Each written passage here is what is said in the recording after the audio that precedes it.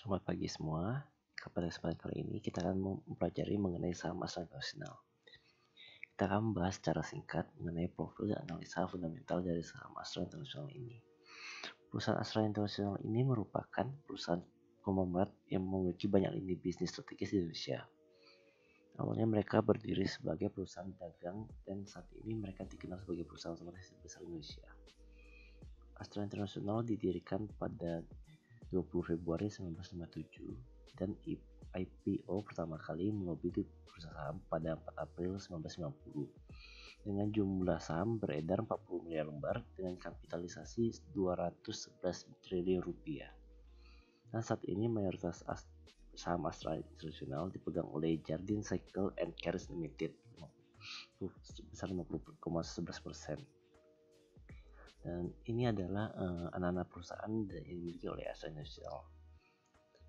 Saat ini mereka fokus pada 7 segmen dari bisnis mereka, itu ada segmen otomotif, segmen jasa keuangan, segmen alat berat dan pertambangan, konstruksi dan energi, segmen agribisnis, segmen infrastruktur dan logistik, segmen teknologi informasi, dan segmen properti.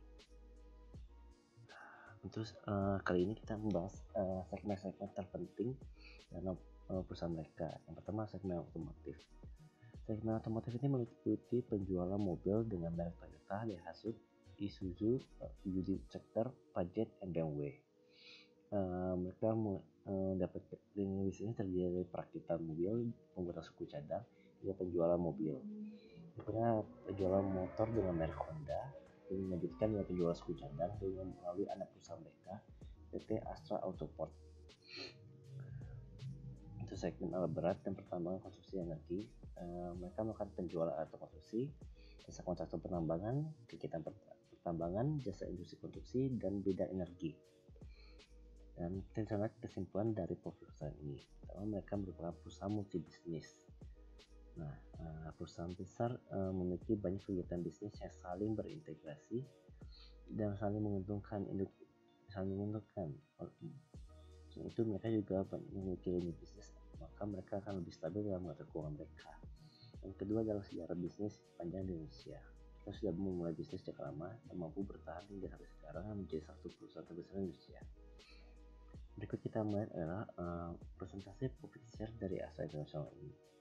Kita bisa melihat kalau otomotif itu menyumbang 44,3% dari total profit mereka. Sedangkan alat berat, pertambangan, konstruksi energi menyumbang 34,9% dari bisnis mereka.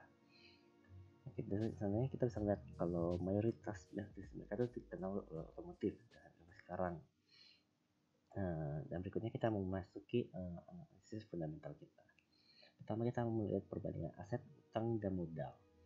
Jika perhatikan dari pertama mulai dari aset dulu, aset terpenting. Dari 2014 hingga 2019 mereka mengalami peningkatan di atas 5% peningkatan dalam segi aset mereka. Itu menunjukkan kalau bisnis mereka sudah mengalami pertumbuhan, terus membeli aset, menambah jumlah yang digunakan untuk menambah kapasitas produksi mereka. Kalau kita lihat dari segi utang mereka cukup stabil. Perusahaan pada umumnya terus menambah utang mereka. Itu disertai juga dengan disertai juga ada peningkatan aset mereka. Khusus tahun 2019 dan 2020 mereka mengalami penurunan utang. Dalam segi modal dan energi juga sama, mereka terus mengalami peningkatan tiap tahunnya. Berikutnya satu faktor terpenting yang saya pelajari dari analisis fundamental adalah penjualan. Sebenarnya penjualan mereka selalu mengalami kenaikan, terutama di 2017 dan 2018. Itu menunjukkan penjualan signifikan pada produk mereka.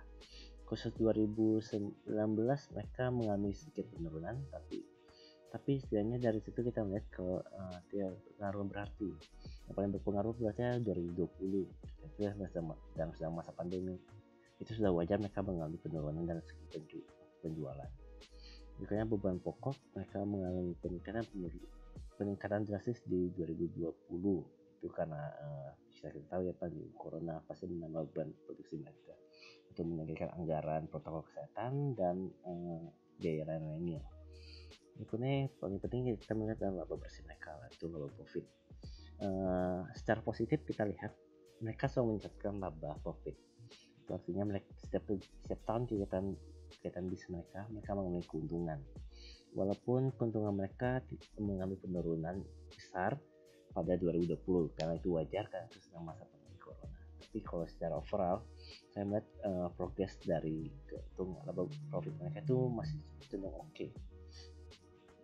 Intinya kita lihat kalau kita hitung secara itu rata-rata setiap tahun mereka pertumbuhan pendapat itu 6,57% per tahun.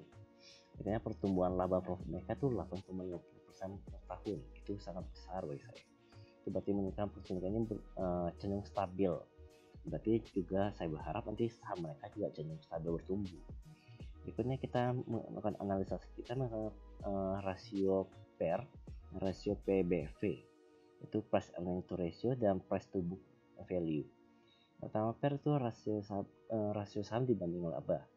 Rata-rata mereka itu 13,75 kali. Setelah saya melakukan riset ini pada sampai bulan April 2021, PER saham ini memiliki nilai 11,6 kali, lebih murah 20% daripada PER yang historisnya. Dan PER untuk industri otomotif juga itu 7,95. Artinya rasio PER dari saham ini lebih mahal 39% dari rata-rata industri. Dan dalam 11 tahun terakhir kisaran PER itu berada dalam angka 10 sampai 18. Artinya PER saat ini tergolong masih murah.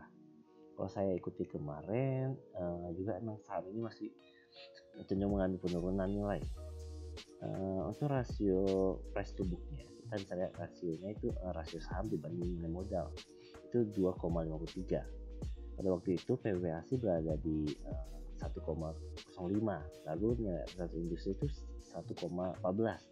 Artinya PBV ASI ini lebih murah 58%, hampir 8% dari rata-rata masih historis mereka.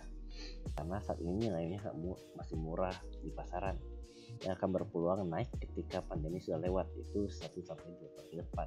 Jadi untuk teman-teman yang ingin melakukan value investing, yaitu melakukan investasi jangka panjang, saya sangat merekomendasikan membeli saham ini sebagai bentuk investasi jangka panjang kalian. Sekian saya akhiri presentasi ini. Terima kasih semua. Selamat pagi.